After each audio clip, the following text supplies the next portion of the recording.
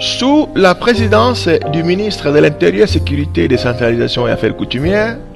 la 8e réunion du comité de suivi de la réforme de la police est tenue le 26 avril 2013 à l'hôtel Fleuve Congo, réunissant au niveau politique toutes les parties prenantes de la réforme de la police.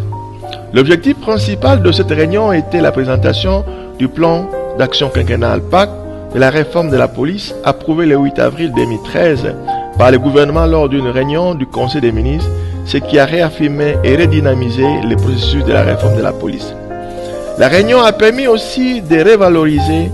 et présenter d'autres résultats et avancées obtenues dans le cadre de la réforme de la police, notamment les avancées dans la finalisation du cadre légal et réglementaire, ainsi que dans la mise en œuvre par la police de sa réforme.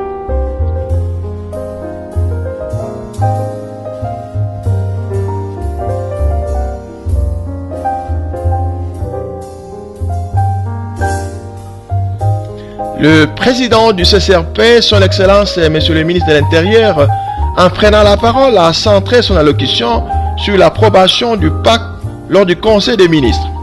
L'orateur du jour s'est longuement appesanti sur les retombées positives de la dite approbation sur le processus de la réforme de la police nationale congolaise.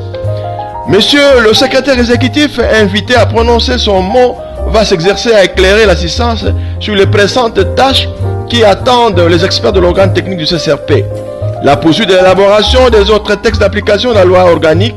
les suivis et évaluations, la sensibilisation pour tous sur la réforme de la police. Le général Benjamin Olongaboni, assumant l'intérim du commissaire général en déplacement, s'attellera sur les avancées significatives enregistrées dans le domaine de la mise en œuvre de la réforme.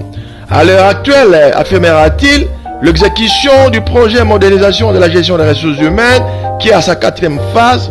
l'expérimentation de la police de proximité dans les provinces pilotes avait fait l'objet d'un éclaircissement approfondi de la part du général Benjamin Olongaboni.